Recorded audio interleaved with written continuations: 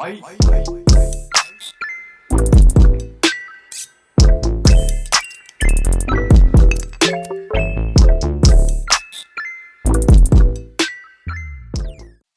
back to the Two Pointers Podcast. I'm Trevor Everett.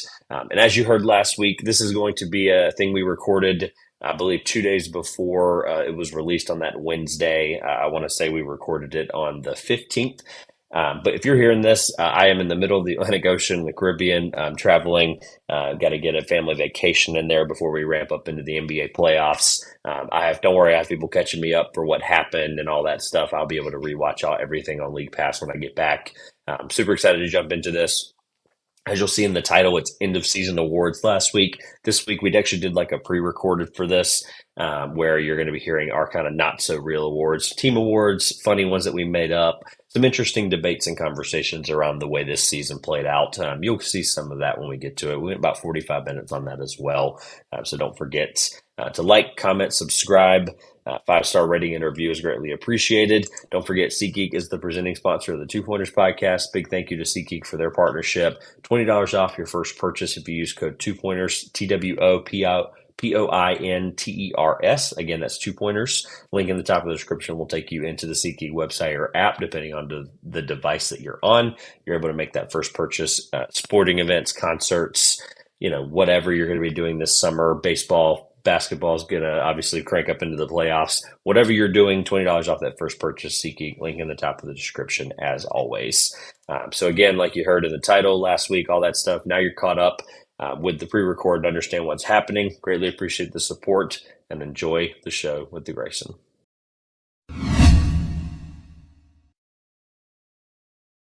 Least valuable player. Who did you ultimately end up with? I, as a diehard Oklahoma City Thunder fan, would be remiss if I did not give this award to the man that gave Steph Curry enough emotion to weep on the floor because he was so tired of his, we'll go with BS for the family-friendly aspect of this podcast. Draymond Green is a detriment to every single thing Steph Curry and Klay Thompson have built in Golden State. How he remains on the roster, on the payroll, after he literally punched Jordan Poole out of town, left this team. He said, I'd go rather play for the 4-win-a-year Wizards than deal with Draymond Green anymore. I have Draymond Green. That's the reason Steph doesn't have 9 rings. It's the reason Kevin Durant left. It's the reason Jordan Poole is gone. I'm sure Bob Myers left because of having to deal with what video guy leaked Draymond Green knocking out a teammate in a practice. When I think least valuable, I mean, name me another guy who got suspended for an NBA Finals game. And that's not this year. I don't care. I'm bringing priors into this because he has like 12,000 of them. There are certain things that are taken into consideration for this that I knew were going to happen. So my point is like, ultimately, I think you're right, and that's probably the right choice because of the antics.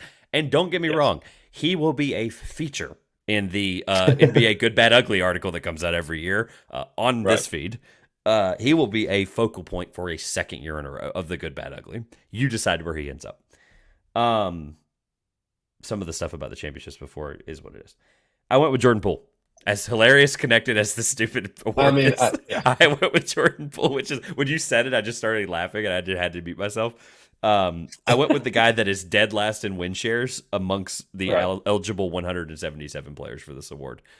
I still did the 65 game minimum, by the way, for the stupid award. I don't know. I said it out loud when I did it, and I was like, I'm such a jackass. Like, there's no reason I should have done that. But to be clear, he played. Also, how many did Draymond Green play? I don't even think he's eligible with the numbers, which is why I don't think he was permitted to participate in 65 games because, that's right. He got suspended for the most ineffective stint of mental health rehabilitation in the history of that entire practice. So, I went with Jordan Poole. He had a simple. The statistical answer is probably Jordan Poole. At least his negatives are all basketball related. He was not suspended midseason to go on some like Aaron Rodgers style retreat with ayahuasca to like find himself. And he came back and was just as bad. So because his negative impact spanned beyond the court and affected the team more than just basketball, I went with Draymond, but I will hear every bit of the statistical case for Jordan Poole. It was just the win shares, to be clear. Which is staggering when you think about it. Oh, by the way, I didn't say the number. 0.9 negative. Negative 0.9. That almost takes effort. League Pass MVP. I did this from personal experience, and whether that's an effective way to do it, whatever. I went with Victor. It's good.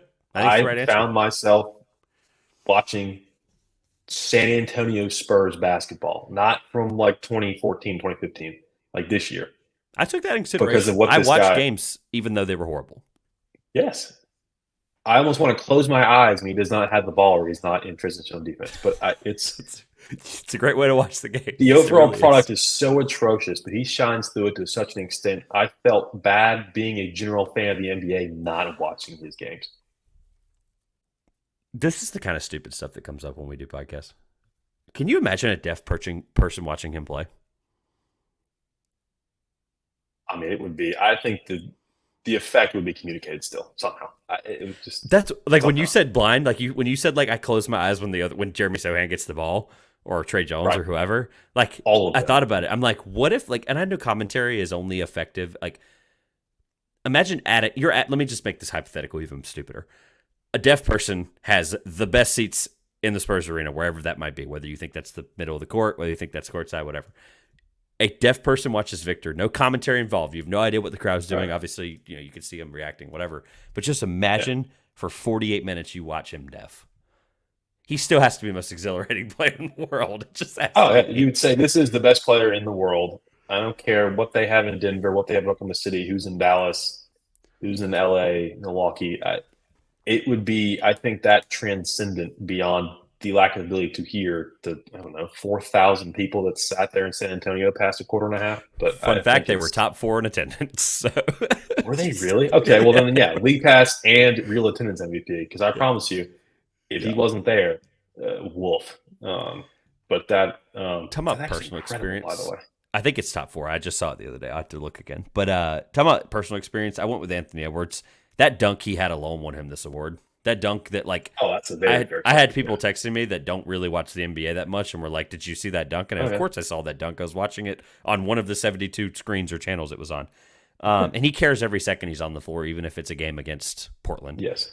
So I just went with personal experience there, talking about what we just enjoyed, and I went with Anthony Edwards.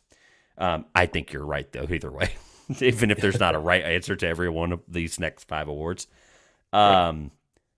We already talked about this, but the biggest surprise team is the one that won 17 more games. That was the 10th seed in the West last year as a play-in team at 40-42, and they're first in the West right now. So, please, it's 30 seconds on the Thunder. Is it? I mean, can we just call it what it is? I'm surprised. Everyone's surprised. I said we wouldn't be the 1 seed. Literally at the halfway point, at the 50-game mark, I said, "There's no way we'll do a 3 seed. I'll be happy with it. Whatever." It's just been incredible to watch. It does not feel real. It still has not sunk in that this is a team that was 40-42 last year. I was exhilarated to win a single play-in game. We then proceeded to lose by 40 to Minnesota, and I was just like, "Well, is this it?" No, it's not it, because we turn around. We would have won 60 games if Shea had not had the quad issue that they were rightfully very cautious with in the early days of April, which is the way to do it. And they still got the 1 seed in spite of all that. So I think as far as surprising, you could even look at the last week of the season being a microcosm, saying they still beat out Denver and Minnesota, missing Shea for the half dozen games they missed him for, with these teams gunning for it. Until, again, I think Denver might have thrown that game against San Antonio. But be that as it may, the East, I'll hear the Magic. I think them being in the 4-5 matchup, just the depths they found themselves at as an organization before the arrival of Paolo and Franz, and I think there's something to be said for the coaching job Jamal Mosley did there. And I can't wait to watch them in the playoffs either. But I think for me, the obvious answer is the Thunder. Most disappointing team. I got a couple, just because. Give me one, because I have a couple. The Grizzlies feels mean. That feels like low hanging fruit. Can I give you mine and see if we how far down there? Do you have them ordered? Sure. Do you have a ranking? I have 3 here in some general order. I went with Detroit. just the sheer amount of talent for how bad they were. A bottom, like they were a talking point of the league. They lost like 30 games in a row. When you consider that they pay the coach more than almost all the players, I think I took that that's a consideration as problem. well. Yeah. You can't salary dump the coach. At least I don't think there's a team stupid enough to engage When in he that. realized Jaden except Ivey for- was a good player about 44 games into the season, like, hello? Yeah. No team other than Milwaukee maybe is going to trade for a coach like that. So I don't know that that's a very prudent thing, but can you blame the players for that? Not really. You mentioned the talent. I would love to see Jalen Duren in Oklahoma City, selfishly, if he I'd love to see escapes in 6 of those guys in other places. I mean, just like in general, Yeah. which is why I was like, is it not Detroit? But it sounds like you have some convincing other teams as well. Just relative to preseason expectations, more so That's a than good the point. fact that Shoot. the most depressing team in the NBA was the Pistons. I have the Nets and Warriors here too. The Nets seem content with being in the dead middle, but they even disappointed in doing that. The deadline They was have to, very though. The picks. quiet. They literally But have to be in the middle. They have no choice. Yeah, but you can get some on back for Bridges. I mean, what the hell are they doing with him there? Yeah, that's true. And the Warriors, Fair. just because I'm a Thunder fan, and it's fun to laugh at their downfall, as self-inflicted as it may be, because of the aforementioned Draymond Green. This is a team that, it's worth mentioning, won a title 2 years ago. The exit of Bob Myers can be blamed for as much as you want to blame. The Chris Paul experiment has been very predictably very ineffective, I would say. It's a shame that he's going to play out the twilight years of his career on the bench for the Warriors. 5 years ago, it's electric. Now it's kind of just a sad footnote for him. Someone from that trio. I'll hear Detroit. They lost, 27 in a row? Something dumb. I don't even remember. Something dumb. That game against Boston, they almost broke the streak, but like a 30-point lead was like probably one of the more watched games in the NBA because people were like, oh my God, they're going to win a game. Oh, wait, it's against Boston. So that was, I guess, a bright spot. Maybe they lost in overtime. But I think that I will hear every bit of Detroit for this as well. So this one really, I'll move on to the team that should have been relocated. I put last year, but this really honestly could have just been its own like award at any point in the year, off season, whatever, when we're trying to fill space and time, basketball wise. But the Washington Wizards still being in Washington absolutely baffles me when they have a franchise in 63 seasons. They have a franchise winning percentage of 44.7. The last meaningful thing that happened for the Wizards was making the conference semis with Scott Brooks with 49 wins in 2016-2017. They did obviously make 2 with Randy Whitman. They made 2 semis back to back there with John Wall his first couple of years. Before that, it was 2007, it was 2004, 2005. They made the conference semis, which they had like a depleted point, I think, at that point. Before that, it was 96, 97, and that was a first round exit. The last time they made the semis that wasn't the early 2000s was 81, 82. The fact that this franchise, I understand they won a title in 77, 78. The fact that this team exists as we know it is hilarious. So I would love to hear any other answer, and I'd be shocked if there was another answer. I went more geographic than accomplishments. It's Portland. They're in such a terrible spot. As soon as you said geographic, I knew exactly what you were going to say. That won't matter soon, by the way, with Seattle. That won't matter soon. Just saying. I mean, fine. They log more travel miles than any pilot you know, just because they're up in the left corner where people forget about them. They're a forgettable franchise. The highlight of that team the last 20 years was Damian Lillard winning a first-round series. It's sad. I was actually fortunate enough to randomly run into Evan Turner while he was up there, and the first thing I asked him was, how much does it suck to get on a plane for like 11,000 more hours than everyone else in the NBA? And he was like, I heard about it when I went there. I underestimated it. It still sucks. Just logistics alone, it's just insane. It's the equivalent of like Stanford joining the ACC in collegiate sports. They're just so far removed from every other team in the league. And I get planes go 400 miles an hour. It's still absurd how much they travel relative to other teams. I think someone counts that stat because it's online. Because after I spoke with Evan, this was 3, 4, 5 years ago. But I was going to say, this is a story that I've never heard before, and I love this. Well, at the it's just 136 mark, we got an Evan Fournier name drop. more. I It love was Evan Turner, Celtics legend. It's Evan Turner. Sorry. Look, Yeah, you're good. Whatever. We've been doing this too long. So it's one of the most enticing thing about your team is like, hey, they get more like sky miles than everybody else. Like, I think something needs to change. But you mentioned Seattle, Bay Area city deserving of a franchise. They will get one when we expand. So for the sake of that, I think not if when. I'm with you. Not if when. but when. So I think because of that fact that will soon come to light, the answer will probably shift more east towards the capital, like you mentioned. But just for the sake of they're just stuck up in the top left corner and they're not good, I went with Portland. The should have been fired last month award, a.k.a. the Adrian Griffin Award, which we now have to rename the Darvin Ham Award. I mean, the answer is Darvin Ham. I mean, I've seen substitute teachers gain more respect from a room full of people. They just don't care what he has to say. Everything I see from him on the bench is players just not paying attention to whatever he's putting on the whiteboard. He could be writing a social security number on there. It doesn't matter. No one's looking what he's doing. And it's not fair. These coaches get just slaughtered in cities like this when the team sucks relative to where they think they should be. But at some point, he is to some degree responsible. So I will say, if not mercifully so, it just needs to happen from a basketball standpoint. I get if LeBron coaches a team, that's fine. But the person that's there has to at least garner some level of respect, I think, and captivate an audience that doesn't get mocked on Twitter every night for players just getting up mid-huddle, mid-timeout to go do literally anything else than listen to him. Which, again, is not completely his fault, but it's just so blatantly evident.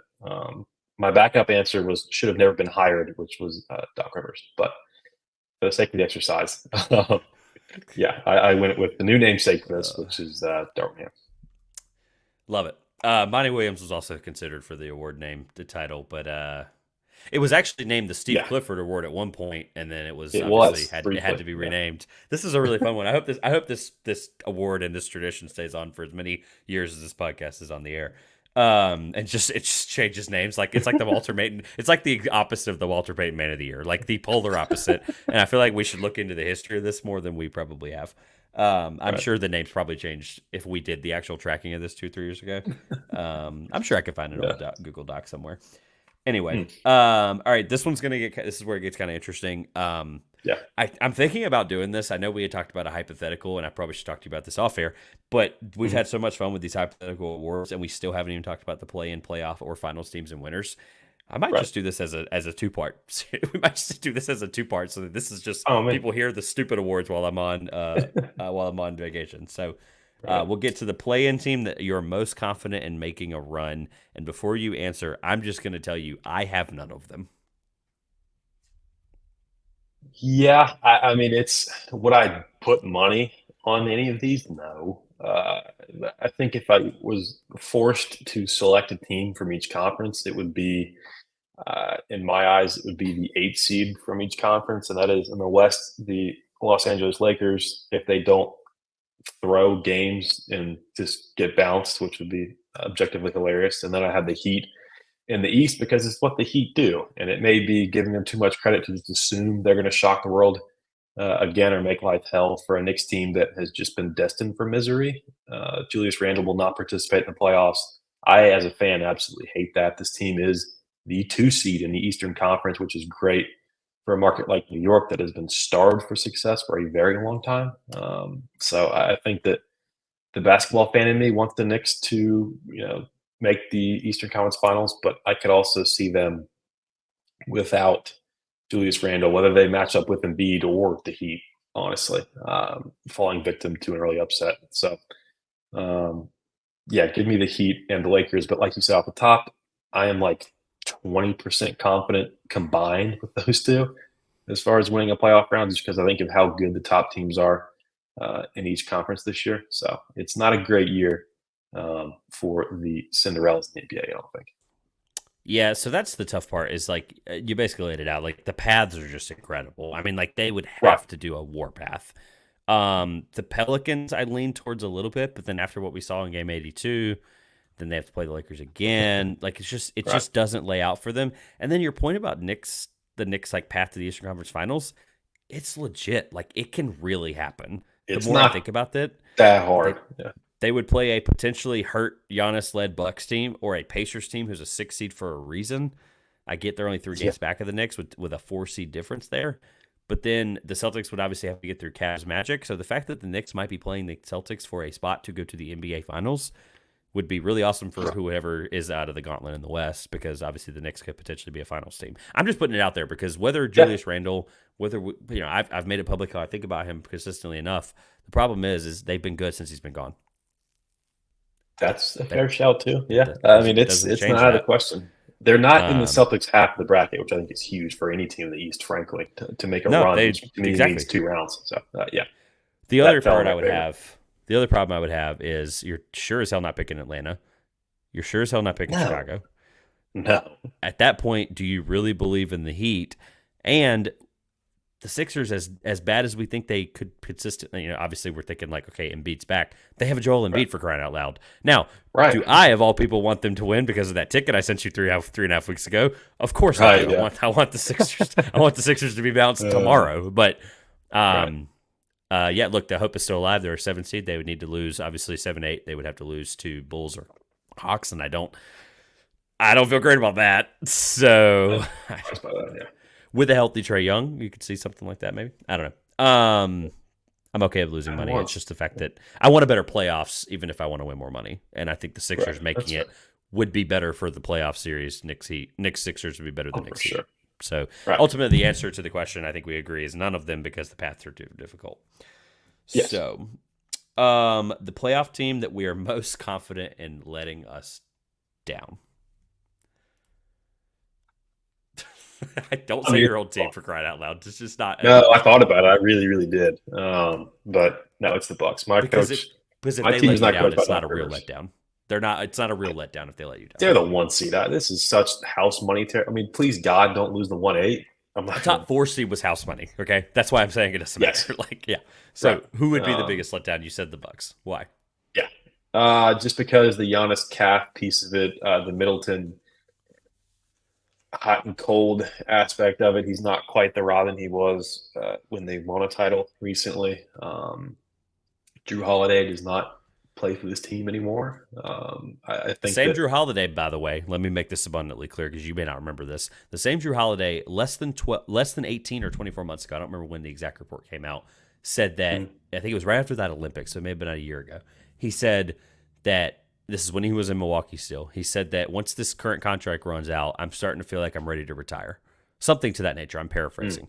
He just signed a 4-year, $80-something million extension or whatever it was. A lot of money. Yeah. Okay, like that just shows you how impactful he's been and how revitalized he is. For him to go from, I kind of want to retire on the Bucks to, I kind of want a 4-year, $80 million deal or whatever it was. So just wanted to make that abundantly clear. Drew Holiday was thinking like Cabo 3 weeks ago or 3 years ago, 3 months ago, whatever it was. So anyway, as was teammate Al Horford before his OKC rehab stop. So I think that's fun. Old guy still playing trivia, but who's the better coach in round 1, Rick Carlisle or Doc Rivers? The fact that that's even,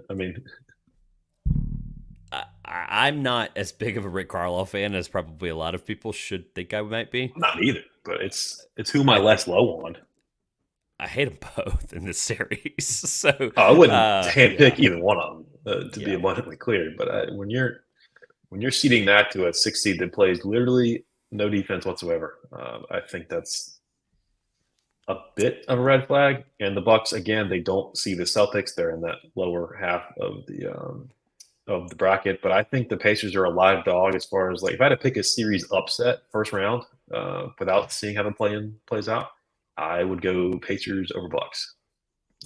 And you can bake as much of Giannis's injury into that as you want to. But we are 4 excellent Halliburton games away from when is Giannis getting traded? Which happened in the regular season. Just saying. Oh, yeah. And then they got Dame, who, speaking of no defense. if Dame goes 3 for what does he usually shoot? 3 for 19 in an elimination game, and they lose, that is going to be a tough time to be on Twitter, to say the least. I mean, I think they're still teetering just because of, and if Giannis is 100%, I'm not as saying this with near as much conviction, but I think that this Pacers team with nothing to lose, with the addition of Pascal Siakam, which a lot of people, including me from time to time, completely forget about. I think when he's out there, though, he's great. Yes. It's been incredible. Yeah, absolutely. So I'm trying to figure out how to word this. On the disappointing power rankings, I did the math. 1, 2, 3, 4, 5, 6. 6 teams that are ranked from 3 to 6 out of the 8 teams that are eligible for this. If they lost, it would be considered a disappointment. Okay. Clippers, Mavericks, Timberwolves, Suns, literally that entire cluster. If any of those teams lost, it would be a disappointment. Cavs and Bucks. Mm-hmm. Yeah. I don't really have a question. I'm just trying to figure out, like, A, are we on the same page with that? And B, that Clippers Mavericks series is going to shape narratives for a long time. So that answers whether my question. Or not it should. Yeah. Is that the one with both teams have the most to ride on? Oh, I think, yeah. I mean, the Clippers have a new arena to pay for, and if you get bounced by Luka for like the 7th time in a row, that's not conducive to Steve Ballmer's grand vision for this franchise, regardless of where they play. I mean, they're not a one-man team, to be clear, but if the consensus around casual NBA viewers is it's Luka, maybe Kyrie, and then I don't know, and they're beating the 5 years too late assembled super team, the Clippers, again. With Kawhi, there's swelling in the knee per Shams, who is known to tweet to inflate NBA betting odds. So who knows where his head's at with that. But I think it'd be unfortunate if a Kawhi injury or any other injury played a significant role in this series, because I think these two teams are so good, and this will be, in my opinion, one of the better round one series, at least on paper, as we sit here before they begin. But I think, as far as and if Dallas loses in 5, just talking crazy here, when do the Kyrie whispers start? After game 3? I mean, he's not one known to be content a lot, and he has somehow endured anything for his sake insane this year. But if they get bounced round 1, I mean, does he start looking around? We talked about the Giannis trade smoke. Is there Luka trade smoke? Does he demand a trade to Denver? I mean, that series is going to do a lot for these two teams going forward. I think it's going to change timelines the most, honestly. And it's a beautiful way to put that, to end it. That's all the questions that we had. Obviously, the final one that kind of leads up to everything. Again, for recording's sake, whether this goes out this Wednesday or a week, I think it'd be like the 24th or whatever. Nothing's really going to age poorly at this point, so just know that we are recording this. Whether people hear this when or there, it doesn't matter. Who wins the finals, or who makes it out of the East and West, and who wins the finals and why?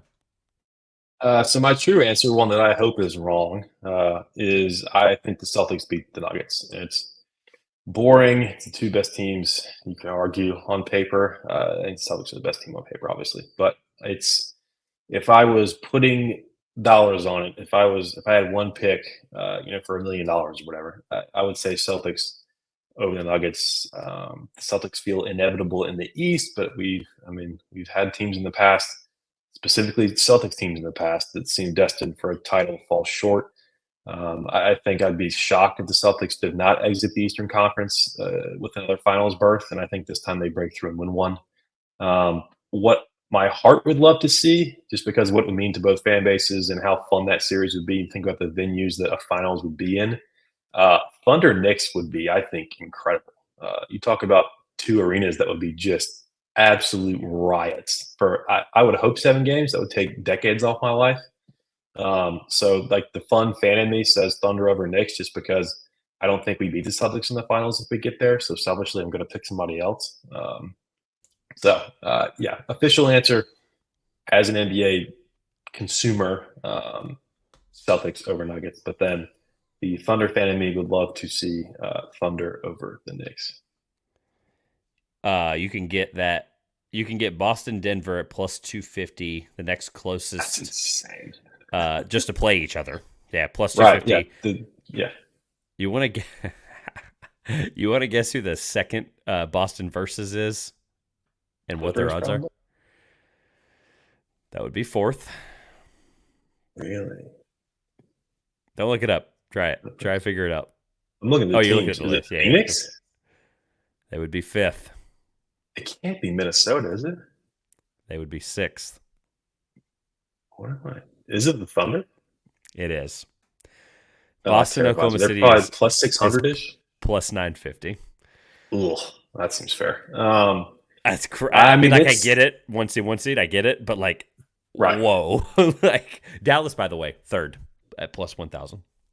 You know, with the Kawhi news potentially, if Shams is to be trusted with integrity, actually not a bad shout. The national discourse on the Thunder is, oh, they're all young, they suck, which we'll see.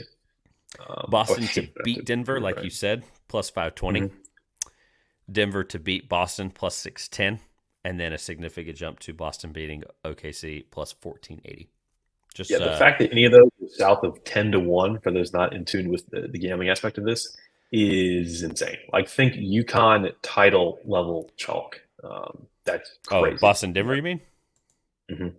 Oh, I think That would plus be 520. the equivalent. That's worth the shot. I think that's my point. Yep. Oh, if you're going to bet it, you've got to bet that. But as far as the meeting, but that's that is, and we'll see. I've seen crazier things. If Thunder win a championship, I am going to be so just unbearable on every aspect of communication, both through social media and like I'll have to figure running out a through way the to streets of make my the apartment podcast complex. possible. Like, it'll have to be a YouTube premium stream or something. Like, because I'm still clean.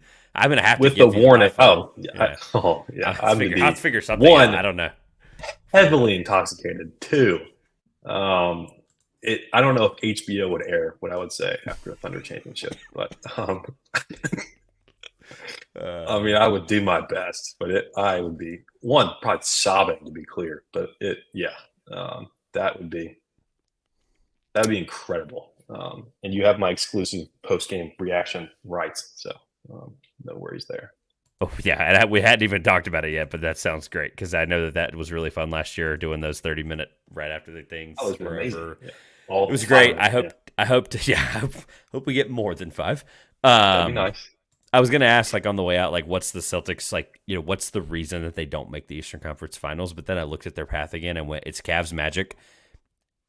They're beating whoever comes out of that, which I think. So yeah, I don't know. Hot take: it's Orlando.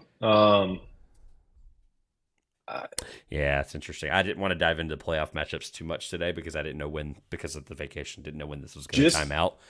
But because Cleveland lost to Charlotte Sunday, which takes concerted effort, to be clear, and trying to maneuver around seeding, I think they're destined to lose round 1. The Celtics are going to beat whoever comes out of that 4-5, and then is Giannis 100%? Is Giannis even still playing? Is it the Knicks? Is it the Pacers? Is it the zombie Heat? Who knows? Is it Embiid? I mean, there's so many. I think if the Celtics do not get to the Eastern Conference Finals, something just horrible has happened to where players that are on their team are not on the court, which I don't want to happen for any team, playoff play-in, etc. So talking about just bare bottom floor, they got to win 2 rounds. Again, the crazy thing is, people have already brought, I think Bill Simmons and Ryan Russillo did this on Sunday. It would be considered one of the biggest failures in the recent Boston sports history for a team. Oh, without a doubt. I mean, they were the one of the more dominant regular season teams ever.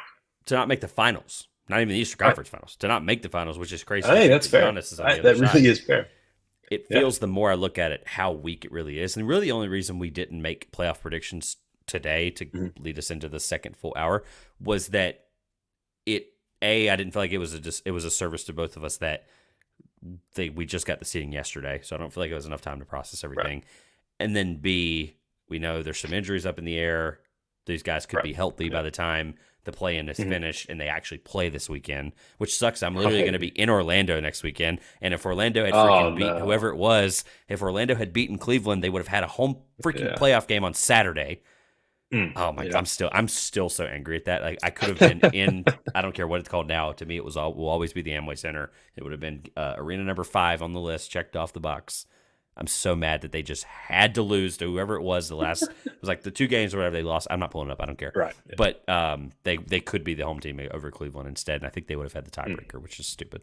Yeah, I'm pissed off. And then Clippers, Mavs, Timberwolves, Suns. Again, there's too much riding on those series, and we don't have. We don't have 4 of the teams. And obviously, last year, the reason I didn't want to throw anything out the window is because Miami did what they did last year. And yes, we talked about them for 5 games. They absolutely did. Yeah, which is ridiculous. So, all right, any parting thoughts on this season? Any nominees for good, bad, ugly, anything like that? I haven't really even had time to process that information yet, but it's coming sooner rather than later. It'll be out. I think I released it after the actual season in the playoffs in case something stupid came up. I don't know. It'll be out. It'll be out after the finals. I think that would do it justice in case something ridiculous happens in the finals that deserves to be in it. But anything, regardless of what I just said, any parting thoughts? I'm looking forward to a playoffs full of, the veteran guys we mentioned, the young guns, Lucas Shea, Ant, Paolo. I'm leaving a million guys out, Halliburton, whatever. Just the kind of like blend we have of kind of a couple different eras. We're going to get to see head to head. We're going to get to see play off Shea Gilgeous-Alexander, play off Paolo Banchero. Those are going to be 2 incredible, ones to watch as far as how far they can lead their teams. Different expectations there. But again, I think that the NBA has, with this play-in tournament, put its best foot forward. I was highly against it initially. But I think years like this where we still get the chance to see Tyrese Maxey, Joel Embiid, we still get to see the Warriors, the Pelicans, LeBron and AD, these teams that, some of those are 7-8. But I think the fact that we have something to watch that's very compelling before we can get to the playoffs, where we get down to 8-8, I think it's going to be really, really fun to watch. It's kind of the appetizer, the lead into, in my mind, one of the better playoff formats in all of sports and how it plays out. And, legacies get made here, things fall apart. And it's going to be a heck of a ride. As a Thunder fan, I'm terrified to see what comes out of this first, Presti said it preseason this season. They want to make an arrival, not an appearance. And they have accomplished that through 57 regular season wins, number 1 seed in the West, etc. MVP finalist, coach of the year, at least finalist, 6th man, maybe finalist. I could go on, but it's selfishly as a Thunder fan, it is really exciting and also very terrifying. And I'm going to be glued to my TV, 1, so I can update you while you're out cruising, and 2, just praying that the Thunder can at least get past, 2 rounds of this postseason, be within 4 games of the finals. So it's going to be incredible to watch. The people that only watch the NBA playoffs, I get it. I would encourage you to watch the regular season so you can see Victor Wembanyama play. But as far as the playoff only people, I think you're in for an excellent product again. So I'm excited to watch it play out. As much as I love the regular season, it's just there's nothing like the NBA playoffs. It's very similar to the NHL playoffs where things just crank it. I mean, it's just so much more entertaining, and I can't wait for the crowd of people that are like, oh my God, like Victor Wembanyama, who's this guy? I can't wait for them to figure that out, right? Which is going to be incredible. I petition though, like as awesome as the play-in is, I petitioned it to like be shifted somehow to be on a weekend. I feel like that would be better. Like the NBA regular season should have ended in the middle of last week, and we should have had the play-in this weekend. My counter argument to myself would be the freaking Masters was on, and I promise you that's the issue. This was the most. I love the Masters, and I watch at least some of every single round every single year. Sorry to my boss if he's listening. I watched more Masters this weekend than I've ever watched in my freaking life. It was the best. It was incredible. I haven't listened to the pod yet, unfortunately, because I haven't been traveling as much this week. But did you ultimately have Scotty? I know y'all talked about it on the pod.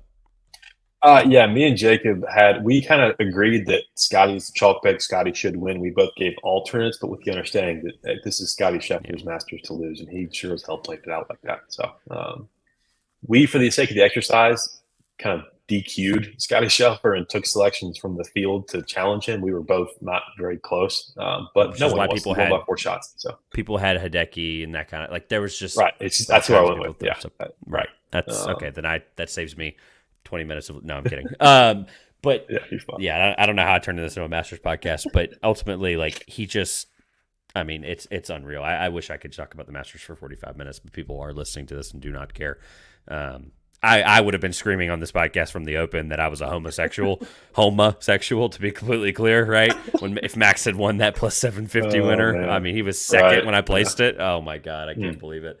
I might cut that out. But anyway, plug the 1009, plug all the other stuff, anything y'all are working on, etc. As we crank up baseball, as we crank up NHL playoffs. I'm sure it'll come up at some point.